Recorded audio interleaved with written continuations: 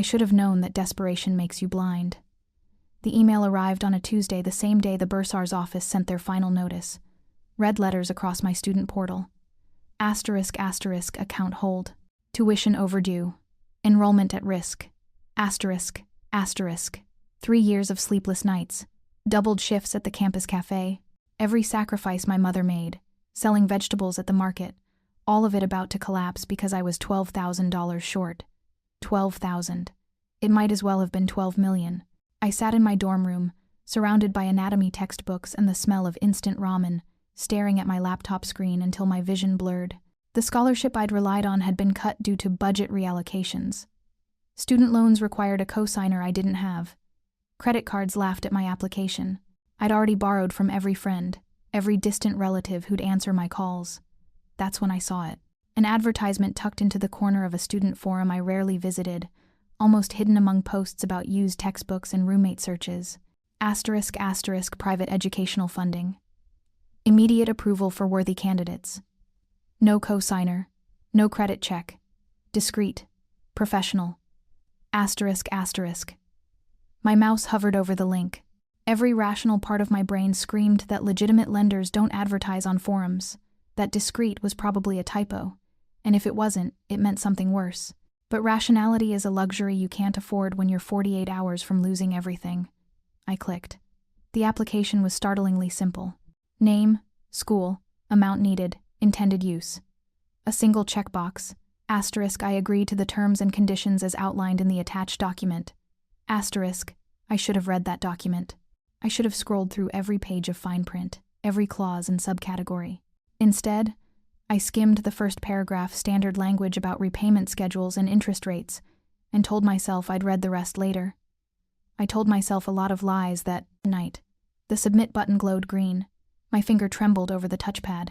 Somewhere in the building, I could hear laughter, music, the sounds of people whose futures weren't hanging by a thread. I closed my eyes and clicked. The response was instant. ***, application approved. Funds will be transferred within 24 hours. Welcome to V. Russo Holdings. ***, relief hit me like a drug, sweet and disorienting. I barely registered the company name, too focused on the confirmation number, the promise of salvation. That night, I slept for the first time in weeks, dreamless and deep. The money arrived the next morning. I watched my bank balance refresh, watched those zeros appear, and felt something inside me unclench. I paid the tuition immediately, fingers flying across the keyboard, terrified the funds would somehow vanish if I waited. The university system confirmed receipt. My enrollment was secure. I could breathe. It wasn't until that evening, sitting in the library with my friend Mia, that the first thread of unease began to tug. "Lena, you're zoning out again." Mia waved a hand in front of my face, her surgical tape bracelets a weird good luck habit from her first cadaver lab catching the fluorescent light. "Sorry." I blinked, refocusing on the physiology notes spread between us. "Just tired." "You've been tired for 3 years." She studied me with the same intensity she used on microscope slides. "But you seem different today, less about to shatter." I hesitated, then told her about the loan. Mia's eyes widened with each detail, her expression shifting from relief to concern. "V. Russo Holdings?" She pulled out her phone, fingers already typing. "Never heard of them. That's weird for a lender. They usually spam every platform." She stopped mid-sentence, her face going pale. "What?" She turned her phone toward me. The search results showed society page photos, blurred surveillance images, and dozens of articles with headlines that made my stomach drop. ***, Russo family tightens grip on Cityport operations. ***, Enzo Russo. The heir who never smiles.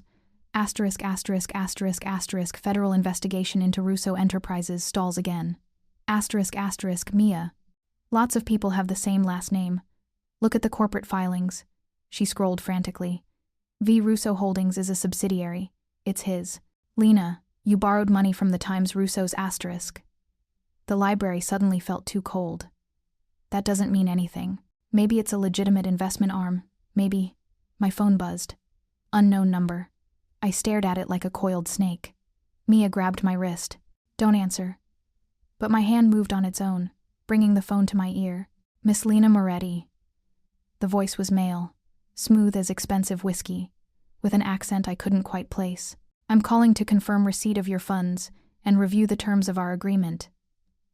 Yes, I received them. Thank you." My voice came out steadier than I felt. "I'll begin repayment according to the schedule. We'll discuss logistics soon. Mr. Russo prefers to handle significant accounts personally. You'll receive instructions for a meeting within 48 hours. A pause, weighted with something I couldn't name. "I trust you read the full contract?" The lie stuck in my throat. "Of course." "Excellent." I could hear the smile in his voice, sharp and knowing. "Then you understand the terms are unique. We'll be in touch, Miss Moretti. Mr. Russo is looking forward to meeting you." The line went dead. Mia was already pulling up the contract from my email, her face growing more horrified with each scroll. "Lena, this isn't a loan agreement. This is, oh God, page 17, subsection C." She turned the laptop toward me. The words swam in my vision, but certain phrases emerged like sharks breaking the surface. Asterisk. Collateral shall include, but is not limited to personal commitment. Asterisk, asterisk. Debtor agrees to fulfill obligations as determined by creditor. Asterisk. Asterisk. Binding arrangement subject to creditor's sole discretion. Asterisk. This is a blank check, Mia whispered. "You didn't borrow money. You sold him the right to ask you for times anything. Asterisk." The library walls seemed to tilt. Somewhere in the distance a phone was ringing. Students shuffled past our table, oblivious, carrying their normal problems in their normal worlds. I wanted to grab them, shake them, tell them how quickly everything could change with one desperate click. "I'll call them back," I said, reaching for my phone. "Explain it was a mistake, return the money. With what funds? You already paid tuition. The university won't refund it." Mia's voice cracked. "And even if they would. Lena, these people don't just accept returns. You're on their books now." Rain started hammering against the library windows, sudden and violent. I watched the droplets race down the glass and wondered which one was me if I'd already hit the ground or was still falling. My phone buzzed again. Not a call this time. A text from the same unknown number. Asterisk, asterisk, tomorrow. 8 p.m. Car will collect you from your dormitory. Dress appropriately. V.R. asterisk, asterisk. Below it, a second message. Asterisk, asterisk. Don't make me wait. Asterisk, asterisk. The next 30 hours passed in a haze of anxiety and impossible research. I skipped classes, ignored my shifts, and disappeared into every database and archive I could access. What I found about Enzo Russo painted a picture in shadows and implications. Age, 32. Education, dual degrees in economics and law from institutions that don't advertise. Business interests, shipping, real estate, private security, and a dozen other ventures hidden behind corporate veils. Personal life, non-existent in any public sense. No social media, no interviews, no candid photos, just those blurred surveillance shots and society page glimpses. Always in expensive suits, always alone, always with an expression that could have been carved from marble. The articles never directly called him a criminal. They didn't have to. The way they danced around certain facts, the euphemisms about family business and traditional operations, said everything. One op-ed described him as the architect of an empire built on loyalty and silence. Another called him the devil in bespoke tailoring. But it was the comment sections that terrified me most. Angry accusations that never named specifics. Warnings to journalists about asking questions above your pay grade. And once, buried in a thread from 2 years ago, a single line that made my blood run cold. Asterisk. Enzo Russo doesn't negotiate, he acquires. Asterisk. I tried everything to avoid the meeting. Called the number back, went straight to voicemail. Attempted to contact V. Russo Holdings through official channels received only automated responses. Even considered going to the police, but with what evidence? A contract I'd signed willingly and money I'd already spent? Mia offered to come with me. I refused. If this was going to destroy my life, I wouldn't let it touch hers too. At 7:30, I stood in front of my dorm mirror, trying to interpret dress appropriately. I owned 3 outfits that weren't scrubs or jeans. I chose the black dress I'd worn to my grandmother's funeral, modest, forgettable, armor disguised as fabric. My hands shook so badly I had to attempt the zipper 3 times. At exactly 8 p.m., my phone buzzed. Asterisk asterisk outside. Asterisk asterisk. Through my window, I could see it, a black sedan with tinted windows that probably cost more than my entire education. No visible plates. No identifying marks. The rain had stopped, but the streets still gleamed like oil slicks. I made myself walk down the stairs, each step feeling like a choice I could still unmake. But that was another lie. I'd made my choice the moment I clicked submit. Everything since then was just falling with extra steps. The driver was a man built like a wall, his expression professionally blank as he opened the rear door. Miss Moretti.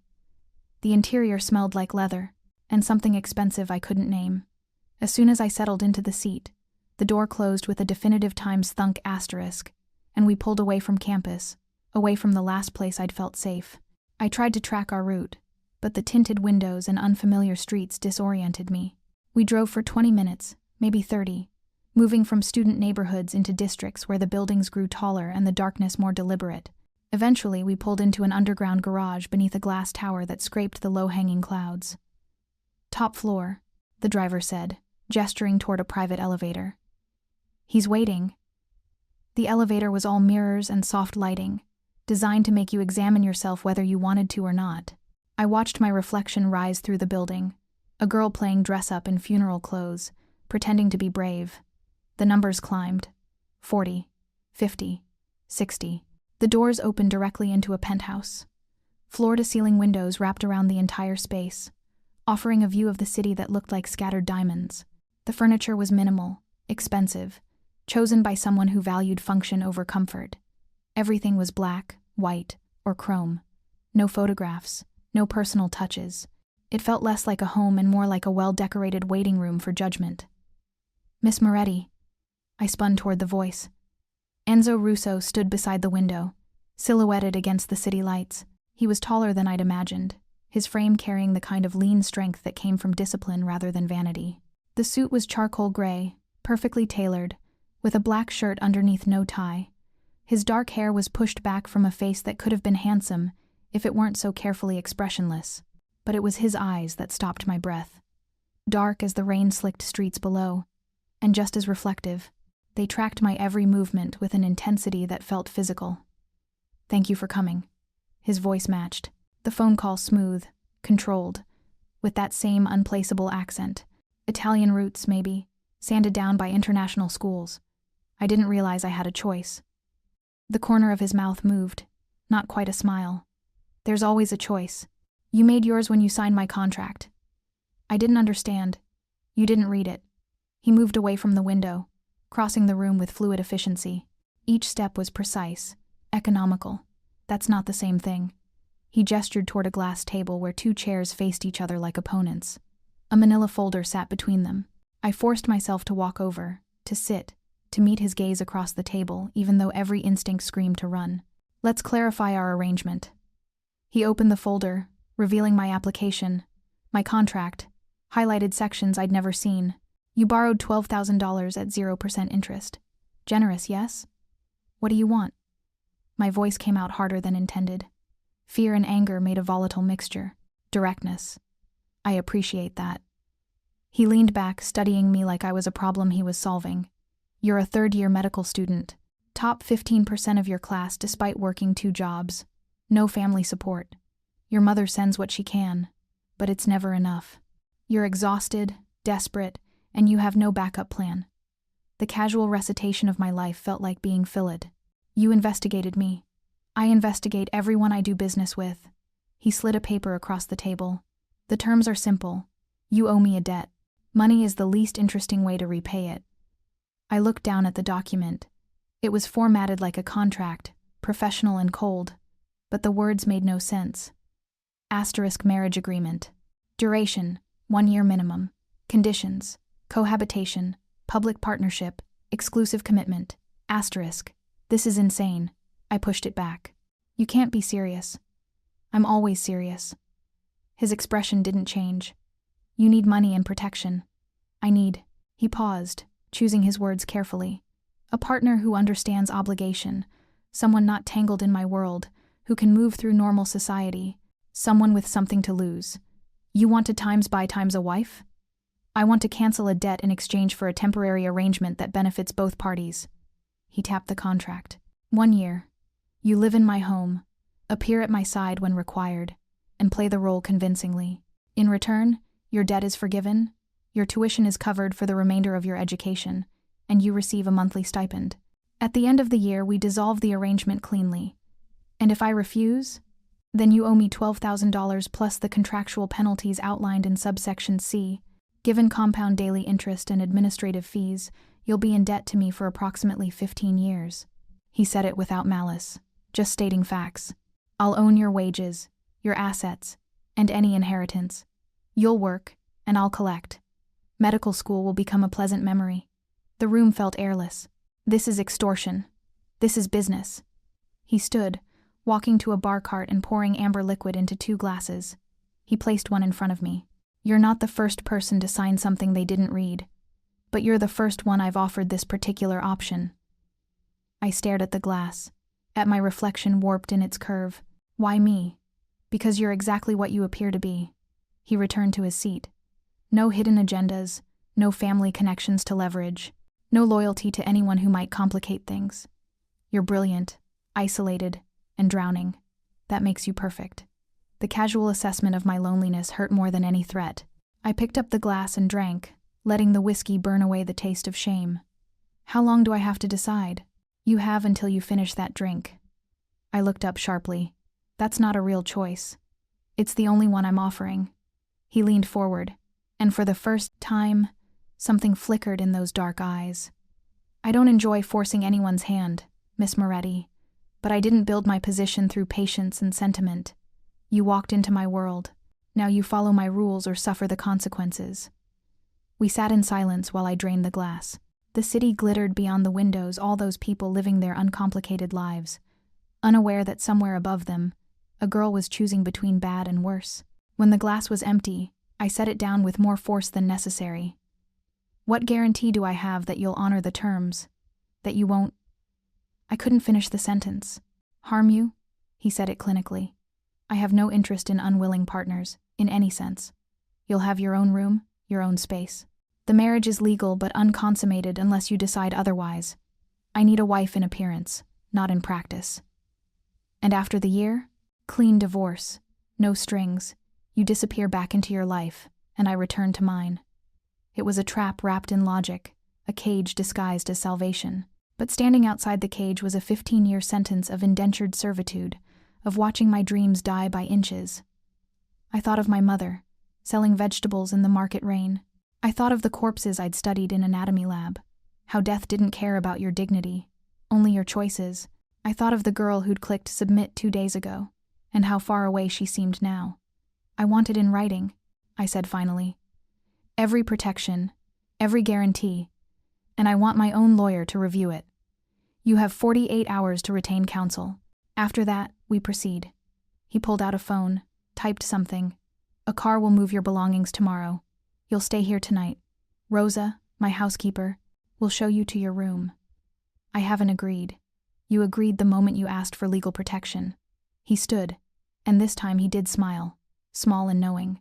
Welcome to your new life, Mrs. Russo. An older woman, materialized from somewhere in the penthouse, Rosa, presumably, with silver hair and kind eyes that had seen too much. She gestured for me to follow, but I remained frozen, staring at Enzo. Why? I asked one more time. Of all the women you could choose, why trap someone into this? He was silent so long I thought he wouldn't answer. Then he spoke, and his voice carried something almost human. Because everyone who comes to me willingly wants something I can't give. You're here because of circumstance, not ambition. That's rarer than you think. He turned back to the window, dismissing me without another word. I followed Rosa through hallways that smelled like expensive candles and quiet money. She showed me to a bedroom that was larger than my entire dorm, decorated in soft grays and whites, with an ensuite bathroom that had heated floors. He's not as terrible as he seems, Rosa said softly, setting towels on the bed. Terrible in different ways, perhaps, but not toward those under his protection. I'm not under his protection. I'm under his ownership. She smiled sadly. In his world, dear, those are the same thing. After she left, I stood at the window, not the expansive city view that Enzo commanded, but a smaller frame that looked down at the street below. I could see people walking, taxis passing, the ordinary choreography of normal life. I pressed my palm to the glass, feeling the cold seep through. Somewhere in this tower, Enzo Russo was making phone calls or reviewing contracts or doing whatever men like him did with their power. And somewhere below, the girl I'd been was fading into memory, replaced by whatever I was becoming. The next morning, I woke to sunlight streaming through unfamiliar windows and the smell of coffee I hadn't made. For one blissful moment, I forgot where I was. Then memory crashed back, and I pulled the hotel-quality sheets over my head like a child hiding from monsters. A knock at the door forced me upright. "Miss Lena?" Rosa's voice, gentle and insistent. "Breakfast is ready. Mr. Russo would like you to join him." I wanted to refuse, to stay buried in expensive linens and denial. Instead, I showered in that palatial bathroom, using products that probably cost more than my textbooks, and dressed in the same funeral dress since my clothes hadn't arrived yet. Rosa led me to a dining room with a table long enough to seat 12. Enzo sat at one end, reading something on a tablet, his suit replaced by a black shirt and slacks that somehow looked just as formal. A spread of food covered the table, pastries, fruit, eggs prepared 3 different ways. I sat at the opposite end, an ocean of polished wood between us. "Come closer," he said without looking up. "I don't shout across tables." I moved 3 chairs toward him. He glanced up, amused. Closer. 2 more chairs. Now I was near enough to see the faint shadows under his eyes, the precise edge of his jawline, close enough to feel dangerous. "You don't eat enough," he observed, returning to his tablet. "Rosa will prepare anything you prefer. Just tell her." "I'm not hungry." "You'll eat anyway. I won't have you collapsing from malnutrition. It reflects poorly on both of us." I wanted to argue, but rebellion on an empty stomach felt pointless. I took a pastry, forcing down mechanical bites while he worked in silence. "Your belongings arrive this afternoon," he said eventually. "You'll have a clothing budget. Use it. What you're wearing is appropriate for funerals, not for being seen with me." The casual insult stung. Maybe that's fitting. This feels like a death. He finally looked up, really looked, and something almost like respect flickered across his face. "If you're going to be miserable, at least be clever about it. Sulking bores me." "What would you prefer?" "Gratitude?" "Honesty." He set down the tablet. "You're angry, frightened, and resentful. Those are reasonable reactions. But if you waste energy on passive resistance, this year will destroy you. Better to negotiate within the reality we've created. Asterisk U times created. We both made choices that led here." He poured coffee black, no sugar, and slid it toward me. "I chose to offer that loan. You chose to take it without reading the terms. Now we're both living with consequences." I wrapped my hands around the cup, letting the warmth anchor me. "What happens if I just leave? Walk out right now?" "Security stops you at the elevator. Your bank account freezes within the hour. By evening, debt collectors contact your mother." He said it without inflection. "I told you I don't enjoy this. But I'm very good at it." The coffee tasted like ash, but I drank it anyway. Over the following days, my old life was systematically packed into boxes and transported to Enzo's tower. Mia helped, crying as she folded my worn sheets and secondhand decorations. I couldn't tell her where I was going or why, just that I'd received an opportunity and would be unavailable for a while. She hugged me so tightly I couldn't breathe. "If you're in trouble, tell me. We'll figure something out." But there was nothing to figure out. The contracts had been reviewed by a lawyer I couldn't afford, paid for by Enzo, naturally, who confirmed every clause was legal, if unusual. I'd signed them in an office that smelled like leather and old money, watching my name appear next to his in permanent ink, Lena Moretti Russo. Even on paper, it looked like a lie. The mansion I couldn't bring myself to call it home operated on invisible systems. Meals appeared at precise times. My laundry vanished and returned cleaned and pressed. Rosa moved through rooms like a benevolent ghost, always present when needed, invisible otherwise. There were rules, delivered through Rosa since Enzo seemed to prefer communicating through intermediaries. No leaving without advance notice and security approval. No discussing the arrangement with anyone. Outside the household, public appearances required coordination through his assistant. Privacy would be respected, but certain spaces were restricted. That last rule I discovered when I tried exploring and found locked doors 3 on the second floor, one leading to what I assumed was his private office. I didn't ask what was inside. Some mysteries were safer left alone. A week into my confinement, I made the mistake of trying to call Mia from my cell phone. I was in my room, whispering updates about nothing important, when my door opened without knocking.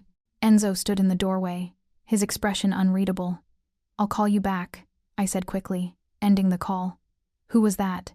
His voice was calm, which somehow felt worse than anger. "A friend. I didn't mention. I don't care what you mentioned. I care that you're using an unsecured line." He held out his hand. "The phone." "No, Lena." My name in his mouth felt like a warning. "I'm not asking. It's my property. Everything you have is provided by me, including privacy privileges that can be revoked." He stepped into the room.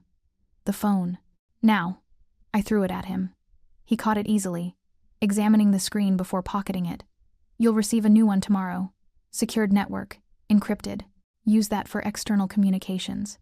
"You mean so you can monitor my calls?"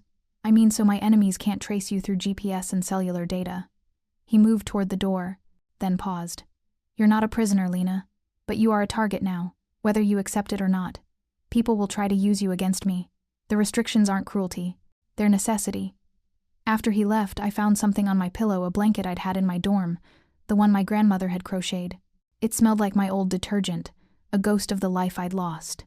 I pulled it around my shoulders and cried for the first time since signing the contract. That night, unable to sleep, I wandered the mansion's accessible areas. The kitchen was empty but still warm, and I found Rosa's domain a small sitting area with photos of children and grandchildren covering every surface. Evidence that normal life existed somewhere in this gilded prison. I continued to the garden terrace, a rooftop space I'd glimpsed but never explored. The city sprawled below, beautiful and untouchable.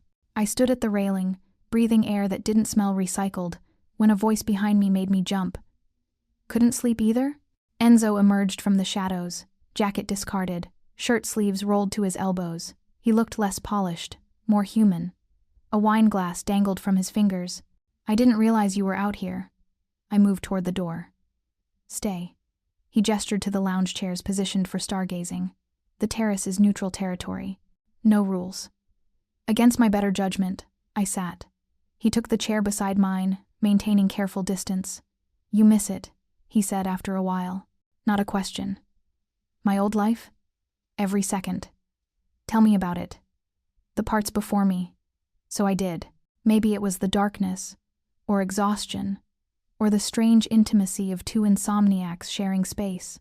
I told him about my mother's vegetable stand, how she'd sold her wedding ring to buy my medical school application fees, about anatomy labs, and the strange privilege of holding a human heart in your hands, about the study group that had dissolved when I started missing meetings, the quiet ways poverty carved you smaller. He listened without interrupting, his expression lost to shadow. "And you?" I asked when the words ran out. "What did you lose to become this?" Silence stretched so long I thought he wouldn't answer. "Everything worth having," he said finally, slowly enough that I didn't notice until it was gone. His phone buzzed. It was always buzzing, always demanding attention. He glanced at it, and whatever he saw made his jaw tighten. "Work?" I asked. "It's always work." He stood, and the moment dissolved. "Get some sleep, Lena. We have a dinner tomorrow night. First public appearance." He was gone before I could respond, leaving me alone with the stars and the feeling that I'd glimpsed something real beneath the armor. The next evening, Rosa presented me with 3 designer dresses, each more expensive than my tuition. "Mr. Russo's instructions," she said apologetically. "For tonight." I chose the midnight blue, the least revealing, though it still clung in ways my funeral dress never had. Rosa styled my hair, applied makeup with a professional's efficiency, and when I looked in the mirror, I barely recognized the woman staring back. "Beautiful," Rosa murmured. "He won't be able to look away. That's not the goal." "Isn't it?" She smiled knowingly and left me to my nerves. Enzo was waiting in the foyer, devastating in a charcoal suit that probably cost more than a car. His eyes tracked over me once, clinical and assessing, then met my gaze. "Perfect. Try to look less terrified." "I'm not terrified." "You're trembling." I was. I forced my hands still. "Where are we going?" "Charity gala. Hospital fundraiser, ironically." You'll smile, make polite conversation, and let people believe we're a normal couple. He offered his arm. Can you manage that? I took his arm, feeling the solid muscle beneath expensive fabric. I'll try not to embarrass you. I'm not worried about embarrassment. I'm worried about you bolting halfway through and creating a scene.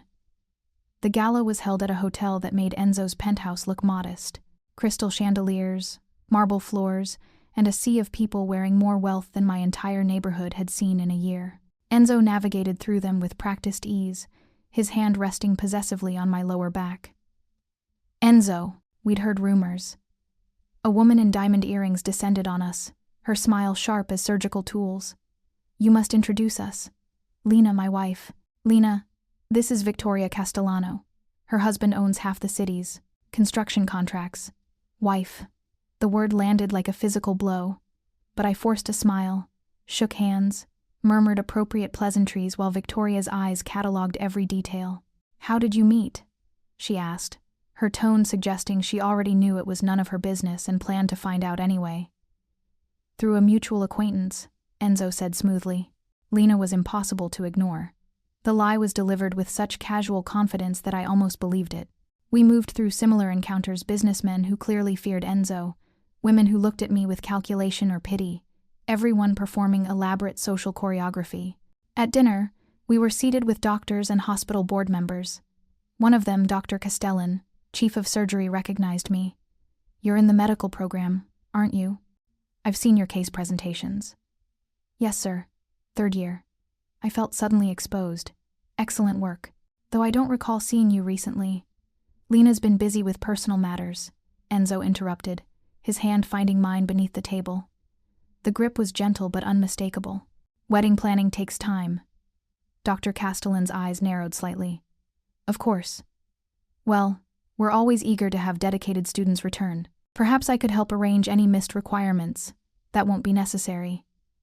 Enzo's voice dropped several degrees. My wife has access to any resources she needs.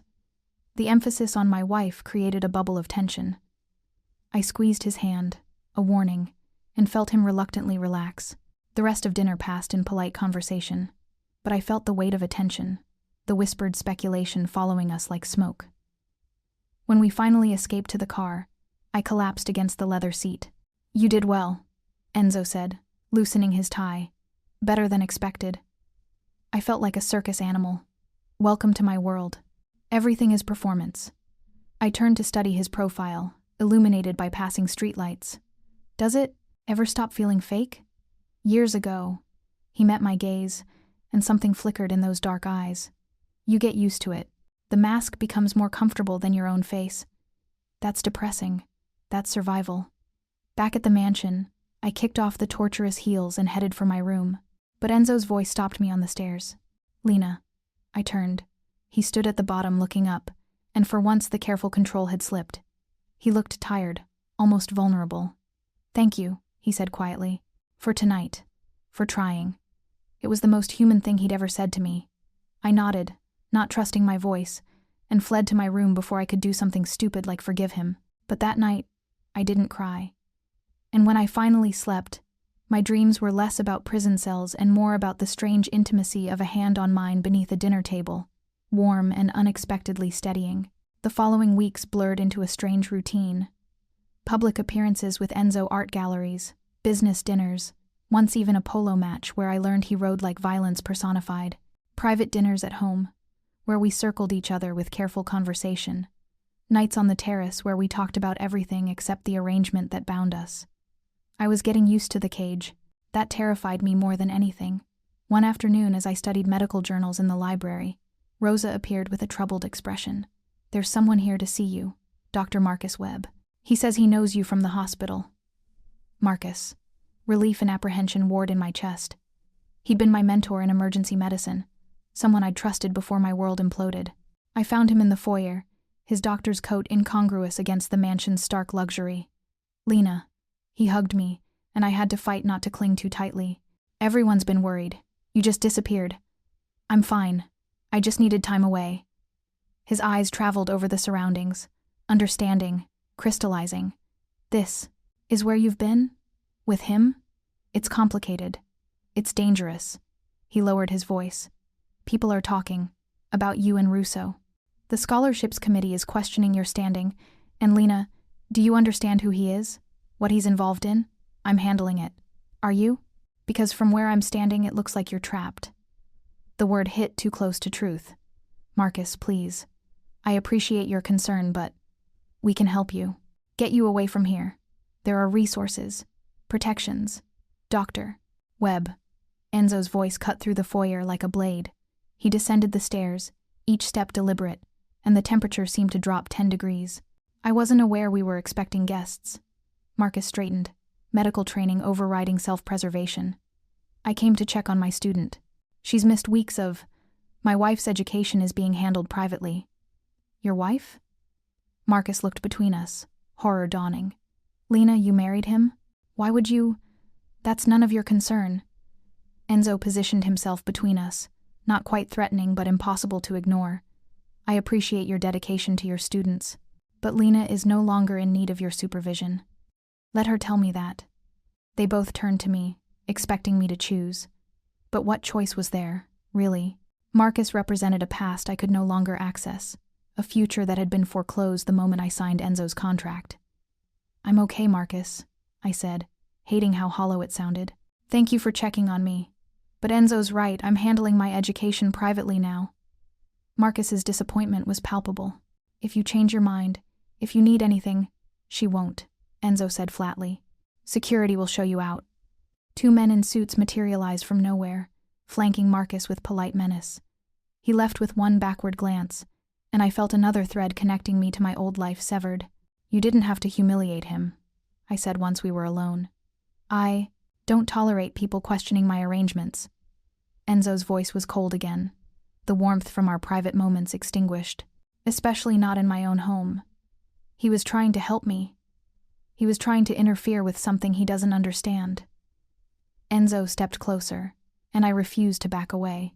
Do you think I don't know how this looks? That I'm blind to what people assume? But their opinions are irrelevant. The only thing that matters is maintaining the arrangement we agreed to. I never agreed to be isolated from everyone I know. You agreed to be my wife. That comes with limitations. It comes with a cage. The words hung between us. Too honest, too raw. Enzo's expression didn't change, but something shuddered behind his eyes. If you want out, say so now. I'll process the divorce, and you can return to your life, to debt collectors and failed dreams and noble poverty. He said it without malice, just stating facts. But if you stay on my terms. No more surprise visitors. No more pining for rescue that isn't coming. I wanted to scream, to throw something, to shatter that infuriating calm. Instead, I turned and walked away, each step an exercise in not running.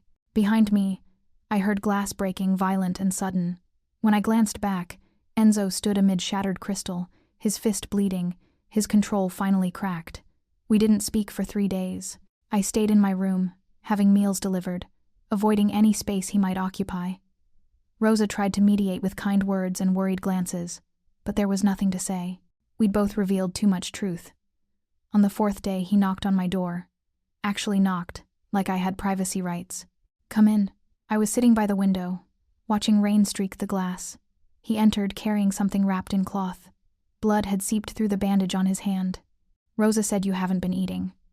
He set the bundle on my desk, a collection of medical journals, newer than the ones I'd been studying. Thought you might be bored. Thank you. Silence swelled, awkward and unfamiliar. I had Marcus Webb's hospital privileges expanded, Enzo said finally, and made a donation to his department. He'll assume it's unrelated, but you'll know. It was an apology disguised as business.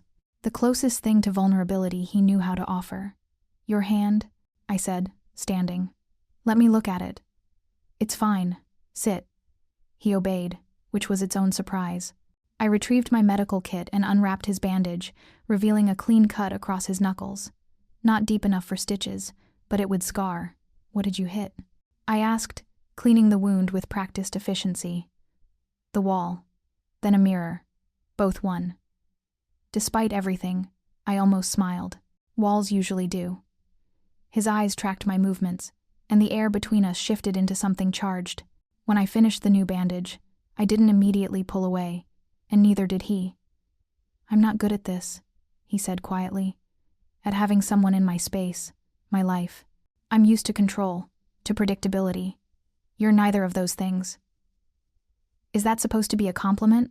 It's supposed to be an explanation. His uninjured hand caught mine, careful, questioning. I don't know how to make this easier for you, but I'm trying. The admission felt seismic. This man who built empires on intimidation, confessing inadequacy. I'm trying too, I whispered. Even when I hate it. Even when I hate you. Do you? Hate me? I looked at our joined hands, his scarred and powerful, mine small and uncertain. Sometimes, less than I should. Something that might have been relief crossed his face. That's more than I expected. He lifted my hand, and for a moment I thought he might kiss it, some formal gesture to match the strange intimacy. Instead, he just held it, studying the contrast of our skin, the impossible reality that we were tethered together. Stay, he said. Not an order. A request. Not just in the mansion, here, in this moment. So I did. We sat in my room while rain hammered the windows, not speaking, just existing in the same space without armor or anger. It didn't fix anything, but it felt like less of a war. The next morning, I woke to sunlight and the smell of coffee. A note had been slid under my door, written in Enzo's precise handwriting. Asterisk, dinner tonight, just us. The terrace, 8 p.m. Asterisk, I spent the day trying not to overanalyze what that meant. When evening arrived, I dressed in something between the funeral dress and the gala outfit, a simple green dress that Rosa had snuck into my closet at some point. The terrace had been transformed. String lights I'd never seen before cast soft illumination. A table was set for two, intimate rather than formal, and Enzo stood waiting, dressed down in dark jeans and a shirt with the sleeves rolled up. This is, I searched for words, an apology, he finished, for being an ass, and for the cage. He pulled out my chair. I sat, too surprised to question the gesture. Dinner was simple pasta Rosa had made, wine I didn't recognize but tasted like summer. We talked carefully at first, circling safe topics, but wine and starlight eroded defenses, and soon we were trading stories like actual people. He told me about learning to ride horses as punishment, how his father believed physical discomfort built character. I told him about stealing medical textbooks from the library because I couldn't afford my own, reading by flashlight while my mother slept in the next room. You would have made it anyway, he said, refilling my wine. With or without my interference, your determination is. He paused, searching. Terrifying, actually. Coming from you, I'll take that as a compliment. It is. His expression softened in the dim light. You think I'm heartless, but I respect strength. You have more than most people who've never been tested. I don't feel strong. I feel like I'm drowning and pretending I know how to swim. That's what strength looks like in real time. He leaned back, wine glass dangling from his fingers. The myths about unshakable heroes are just that, myths. Real courage is continuing while terrified. The words hit deeper than expected. I studied him across the table. This man who was both my captor and my protector, who spoke philosophy while running a criminal empire. Why do you do it? I asked. The eye gestured vaguely, unwilling to name his business directly. Why continue if you hate it? Who says I hate it? You did. That night on the terrace, you said you lost everything worth having. His smile turned bitter. Clever girl, remembering my confessions. He set down his glass. I do it because it's the only language my world understands. Power, loyalty, controlled violence. If I show weakness, I'm replaced. If I'm replaced, everyone under my protection suffers. That sounds lonely. It is. He met my gaze, and the naked honesty there stole my breath. Until recently. The words hung between us, weighted with implication. I should have deflected, made a joke, reminded us both that this was temporary. Instead, I reached across the table. His hand met mine halfway. We sat like that, fingers intertwined, while the city hummed below and the stars bore witness. When he finally spoke, his voice was rough. This wasn't supposed to happen. What? Caring. About you. About whether you're happy or drowning or just enduring. He turned my hand over, studying my palm like it held answers. The arrangement was supposed to be clean. transactional. And now? Now I don't know what it is. He looked up, and the vulnerability in his eyes was more terrifying than any threat. But I know I don't want to be the reason you drown. My heart hammered against my ribs. This was dangerous, this moment. Acknowledging the shift would make it real, would complicate an already impossible situation. But pretending felt worse. I don't know what this is either, I admitted, but I know I don't hate dinner with you, or nights on the terrace, or the way you remembered I like medical journals more than fashion magazines. His thumb traced circles on my wrist, and the touch sent electricity up my arm. Lena. My phone buzzed, shrill and intrusive. We both pulled back as I fumbled for it, seeing the hospital's emergency line. I have to answer it. The voice on the other end was panicked. Lena, it's Marcus. Your mother, there's been an accident. She's in our ER. You need to come now. The world tilted. Enzo saw my expression and was already standing, phone to his ear, issuing orders. Within minutes, we were in his car, racing through the city toward the hospital. My mother, the vegetable stand, an accident. Enzo's hand found mine in the darkness, squeezing once. She'll be okay. You don't know that. I know you're strong enough to survive if she isn't. His voice was fierce. But I also know she will be. She raised you, she's a survivor too. We burst into the ER, and Marcus met us immediately. She's stable. Fractured leg, some internal bruising. A delivery truck ran a red light at the market. Relief made my knees weak. Enzo's arm steadied me. Can I see her? Marcus led us to a curtained bay where my mother lay, small and bruised against white sheets. Her eyes flew open when she saw me. Lena, baby, I'm so sorry. I tried to call, but they said you'd moved. Mama, stop. I'm here. I took her hand, careful of the IV. You're going to be fine. Her gaze shifted to Enzo, confusion and fear mingling. Who? This is Enzo, I said, choosing words carefully. He's helping me with school. He brought me here. It wasn't quite a lie. My mother's expression suggested she didn't quite believe it, but she was too exhausted to question. Over the next hours, while doctors set bones and ran tests, Enzo handled everything I couldn't. Insurance paperwork materialized, processed by some invisible assistant. A private room was arranged. When my mother tried to protest the cost, Enzo spoke to her in gentle Italian I hadn't known he could manage, and she subsided. What did you tell her? I asked as we waited in the hallway. That family takes care of family, and that you're under my protection now. He looked at me sidelong, which is true, in all the ways that matter. Dawn was breaking when we finally left the hospital, my mother sleeping peacefully under round-the-clock care.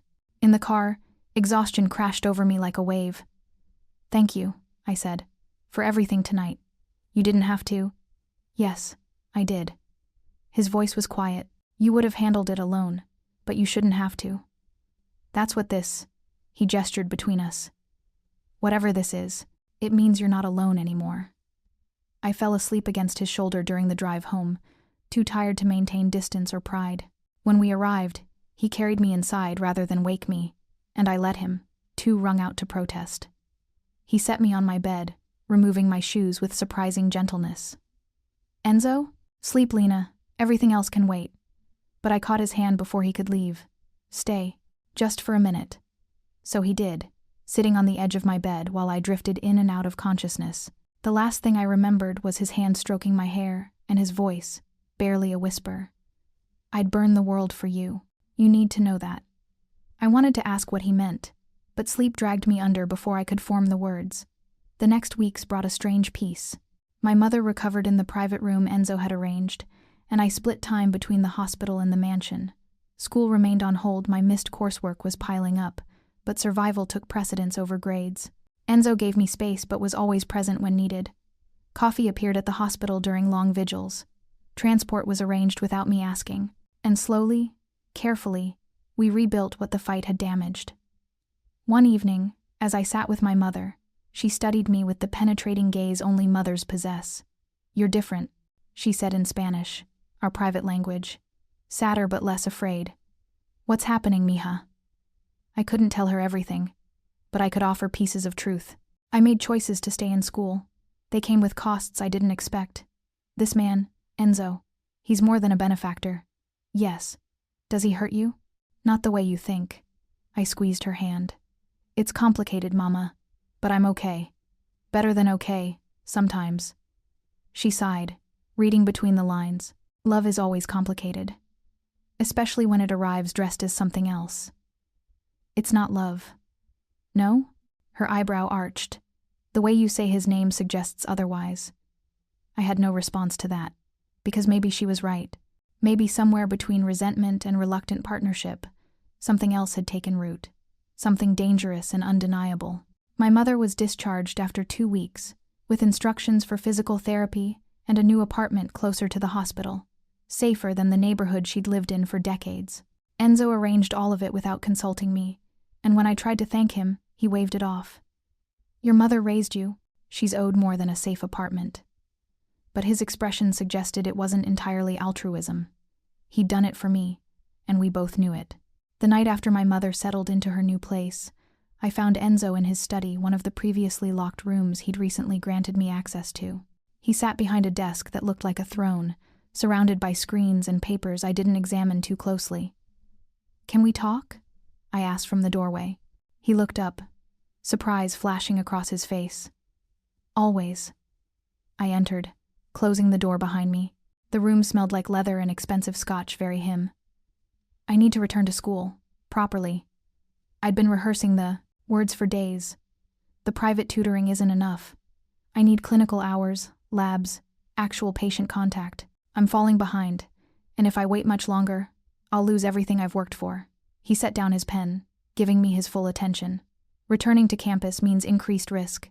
People know about us now. You'd be vulnerable. So assign security. Isn't that what you do? Security can't follow you into operating theaters or lecture halls. He stood, moving around the desk. And the gossip would be unbearable. Medical students aren't known for their discretion. I don't care about gossip. I care about becoming a doctor. Even if it means public scrutiny, questions about how you're funding your education, who you're sleeping with, whether your grades are earned or purchased. The words stung because they were exactly what I feared. I'll prove them wrong. You shouldn't have to. He stopped in front of me, close enough that I had to tilt my head to meet his gaze. But I understand. Medicine isn't a hobby for you, it's identity. Denying that would break you eventually. So you'll allow it? His mouth quirked. I don't own you, Lena, despite what our contract says. If you want to return to school, we'll make it work. Relief flooded through me. Thank you. Don't thank me yet. The dean will need convincing. Your classmates will be vicious, and the schedule will be brutal. He tucked a strand of hair behind my ear, the gesture so casual and intimate it froze my breath. But I'll handle what I can handle. The rest is up to you. His hand lingered near my face, and the air between us charged with familiar electricity. We were standing too close, the boundaries we'd carefully maintained suddenly tissue-thin. Enzo, I should let you go. He dropped his hand but didn't step back. Before I do something I'll regret. Like what? Like kiss you, and mean it. The admission hung in the space between us, dangerous and honest. I should have backed away, reminded us both that this was still an arrangement, still temporary. Instead, I rose on my toes and closed the distance. The kiss was soft at first, questioning. His hands found my waist, gentle but possessive, and when I didn't pull away, the kiss deepened. He tasted like scotch and something darker, addictive. My hands fisted in his shirt, pulling him closer, and he made a sound low in his throat that sent heat through my entire body. When we finally broke apart, both breathing hard, his eyes were almost black. That complicates things, he said roughly. Everything about this is already complicated. Fair point. He rested his forehead against mine, and we stood there, tangled together, while the implications settled around us like snow. Whatever happened next, we'd crossed a line we couldn't uncross.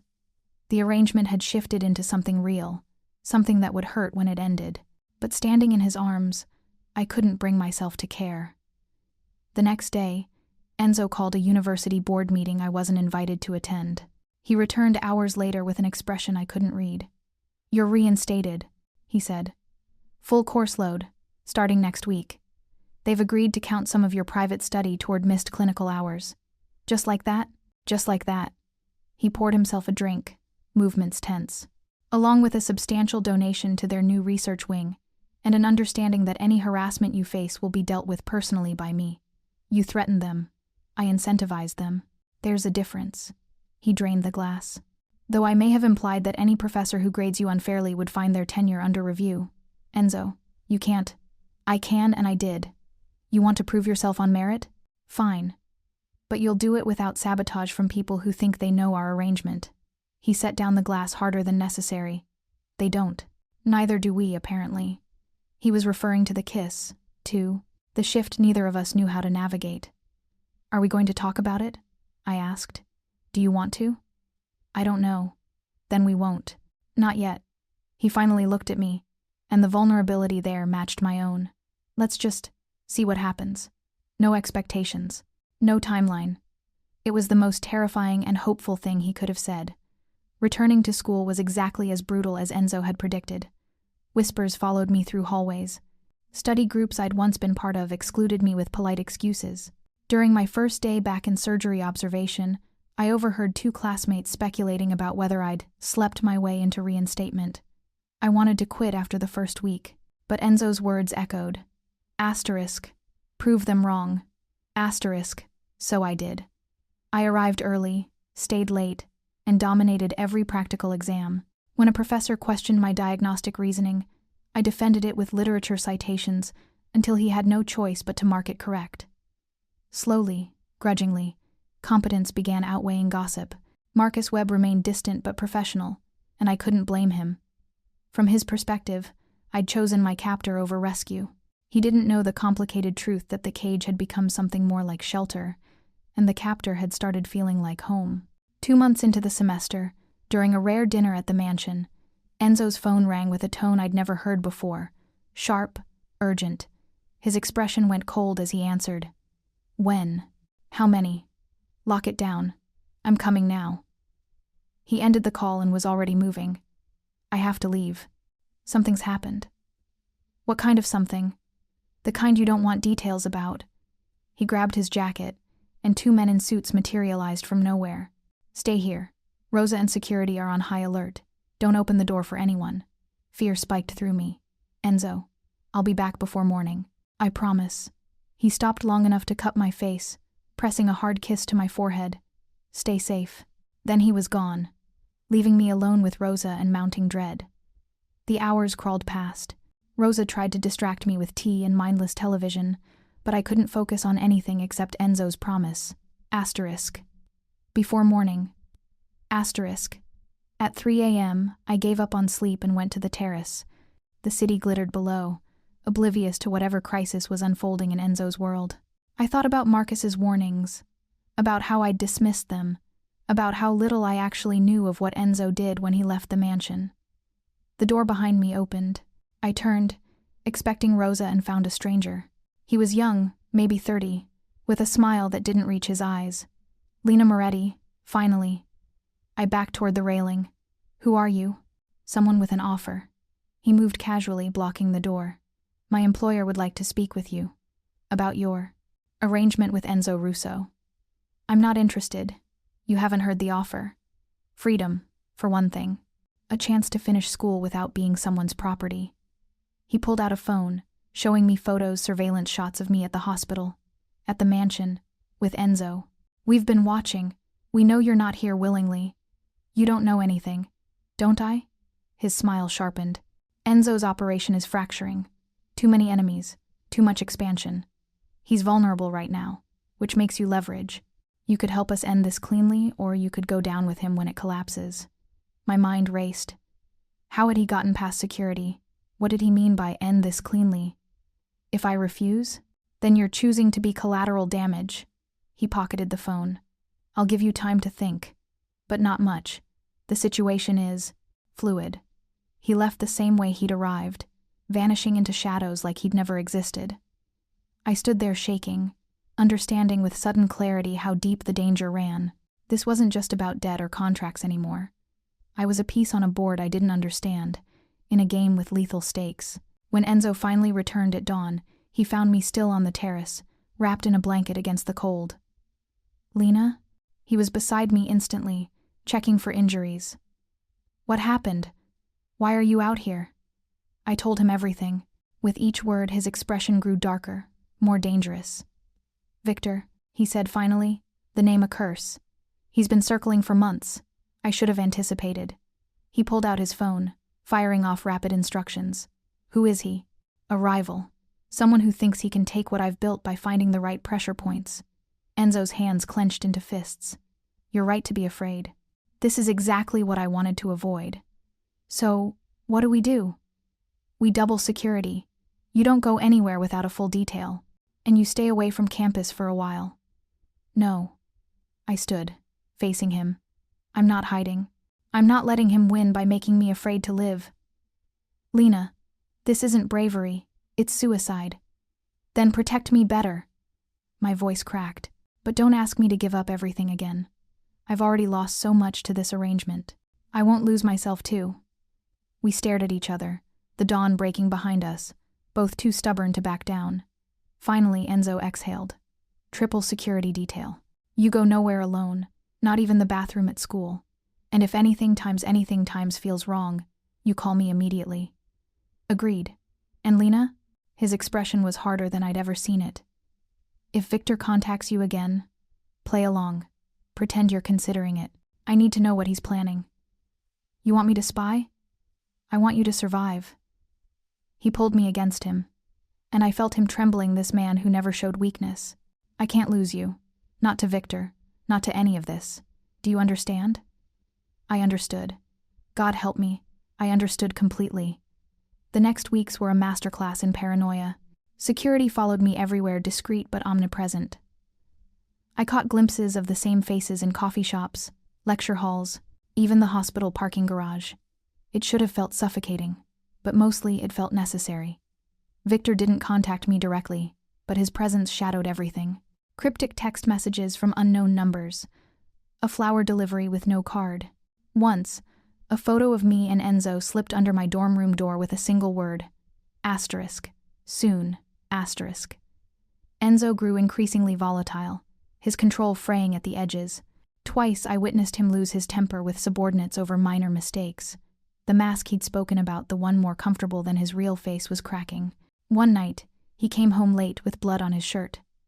Not his, he assured me, but the violence hung in the air between us like smoke.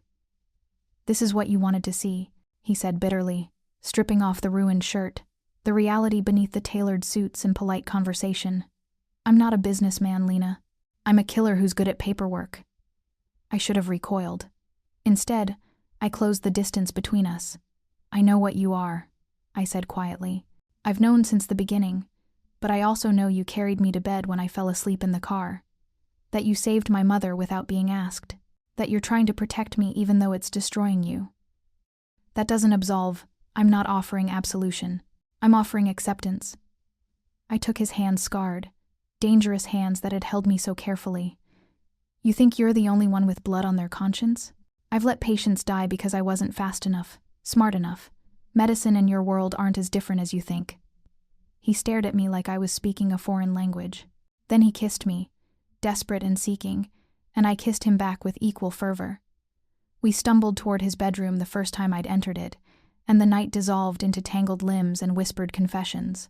Afterward, lying in his bed with dawn approaching, he traced patterns on my shoulder. When this started, I told myself it was just business, he murmured. A transaction with convenient terms, but you've ruined me for that lie. Good, I said, pressing a kiss to his chest. You ruined me first. We fell asleep like that, wrapped around each other, pretending the outside world didn't exist. The illusion shattered a week later. I was leaving the hospital after a late shift when Victor's men grabbed me. Professional, efficient, a cloth over my mouth, strong arms dragging me toward a van. I tried to fight, tried to scream, but whatever was on the cloth made the world tilt and fade. I woke in a warehouse, the smell of salt and oil heavy in the air. My hands were bound, my head pounding from whatever they'd used to knock me out. Victor sat across from me on a crate, looking relaxed and dangerous. Good, you're awake. I hate repeating myself. He lit a cigarette, studying me through the smoke. Let's talk about Enzo Russo. I don't know anything useful. Don't lie. You've been living with him for months.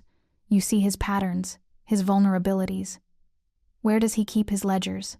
The real ones, not the sanitized versions for authorities. I don't know what you're talking about. He sighed, disappointed. Enzo would sacrifice everything to get you back. That makes you incredibly valuable. But only if you're alive and relatively intact. He gestured, and one of his men produced a knife. So let's motivate some honesty. Terror crystallized into clarity. Enzo had taught me about leverage, about how power worked in his world. And right now, my only power was what I knew, or what Victor thought I knew. The study, I said, the lie forming even as I spoke. There's a vault behind the bookshelf on the east wall. 3-number combination, changes weekly. I don't know the current code, but that's where he keeps everything sensitive. Victor studied me, calculating. And why would you give him up so easily? Because I want to survive, and because he's exactly what you said: dangerous, controlling, suffocating. You're offering me a way out. It was a performance worthy of our dinners with board members and socialites. Victor smiled, believing the lie because he wanted to. Smart girl. Maybe I'll keep you after all. He stood, pulling out his phone. We'll verify your information. If you're telling the truth, you might just live through this. The hours that followed were a blur of cold concrete and rising fear. But I clung to one thought. Enzo would come. He'd promised he'd burn the world for me, and I believed him. The warehouse exploded into chaos around midnight. Gunfire, shouting, the acrid smell of smoke. Victor's men scattered as Enzo's forces breached every entrance simultaneously. I saw him through the confusion, moving like violence personified, taking down anyone between him and me. He reached my side, cutting my bonds with swift efficiency. Can you walk? Yes. Then run. My men will cover us. We fled through the warehouse, bullets sparking off metal around us. Outside, more chaos cars, armed men, the sound of sirens approaching. Enzo shoved me into a vehicle, then climbed in after, shouting orders to the driver. Hospital. No hospitals. Safe house first. He was checking me for injuries, his hands shaking. Did they hurt you? No, I'm okay. Enzo, I'm okay. But he didn't seem to hear me, too focused on cataloging every bruise and scrape. When he finally met my eyes, the naked fear there broke something in me. I thought I'd lost you, he said hoarsely. When they said you'd been taken, I thought. I kissed him, silencing the spiral. You didn't. I'm here. We're okay. We're not okay. This is my fault, my war, and you're paying the price. Then end it. I gripped his face, forcing him to focus. Whatever it takes. End Victor's threat, and let's finish this. If I do what it takes to end him, there's no coming back from that. You'll see exactly what I'm capable of. I already know. And I'm still here. Something shifted in his expression, determination crystallizing. He pulled out his phone, issuing instructions in rapid Italian. By the time we reached the safe house, he'd set in motion something I didn't fully understand, but recognized as final. The next 72 hours were a contained war. Enzo's organization moved against Victor's with surgical precision, dismantling operations and capturing key players. I watched from the safe house through news reports and Enzo's terse updates, seeing the casual brutality of his world laid bare. When it ended, Victor was in federal custody, turned in by anonymous sources, with evidence of crimes even his lawyers couldn't explain away. His organization scattered, leaderless and broken. Enzo returned to the safe house looking hollowed out. He'd won, but the victory sat heavy on him. It's done, he said simply. You're safe now. I went to him, this man who'd burned his world for me, and held him while he finally let the mask drop completely. We stood like that for a long time, two people who'd survived something that should have destroyed them. What happens now? I asked eventually. Now we decide what this is, what we want it to be. He pulled back enough to meet my eyes. The contract expires in 3 months. You could walk away, return to your life. I'd make sure you had everything you needed. Do you want me to walk away? No. The word was immediate, fierce. But I want you to have the choice. Real choice, not coercion. I thought about the girl who'd clicked submit on a loan application, desperate and blind. About everything I'd lost and gained since that moment. About falling in love with the man who'd built my cage, then given me the keys. I'm not leaving, I said. But I'm not staying as your contracted wife either. If we do this, if we're really doing this, it has to be equal. Partnership, not ownership. What are you proposing? Divorce. Legally. Then we start over. From scratch. Date. See if this works without contracts or debt between us. I smiled, despite the tears threatening. Think you can woo me legitimately? His laugh was raw but real. I can try. Though I should warn you, I'm terrible at romance. Lucky for you, I've developed unusual taste in men. He kissed me then, soft and promising, and it felt like beginning something instead of continuing an obligation. 3 months later, I stood in a lawyer's office, signing divorce papers that erased the contract binding us. My debt was forgiven, the arrangement dissolved. Legally, I was free. Enzo signed across from me, and when our eyes met, we both smiled at the absurdity. Dinner tonight? He asked as we left the office. First official date as non-married people. Only if you actually make a reservation this time, instead of threatening the restaurant owner. I never threatened, he stopped, reconsidering. I'll work on that. We walked out into afternoon sunlight, and for the first time since this had started, I felt the future open up instead of close in. School was demanding but manageable. My mother was healthy, and the man beside me still dangerous, still complicated, but genuinely mine was learning how to hold someone without caging them. Hey Enzo? Yes? No debts between us. Not anymore. He took my hand, threading our fingers together. No debts. Just choices. We'd both made so many wrong choices to arrive here, but standing in the sunlight, heading toward a future we were building instead of negotiating, I thought maybe the wrong turns had led somewhere right after all. 6 months after the divorce, Enzo sold his operations to a syndicate overseas and walked away. He said he wanted a life where checking over his shoulder wasn't automatic, where the woman he loved wasn't constantly at risk. I graduated medical school a year later, and he was in the front row, beaming with pride that had nothing to do with ownership and everything to do with love. We moved to a coastal villa, away from the city where we'd both been different people. The ocean stretched before us like a promise, washing away old sins with each tide. One morning, as sunlight painted the water gold, we walked along the shore. The breeze carried salt and possibility. Do you regret it? I asked. Everything you gave up? Enzo stopped, turning me to face him. His eyes, those dark, dangerous eyes that had once held only calculation, were warm now, human. I gave up an empire built on fear. I gained a life built on choice. He cupped my face, gentle as always.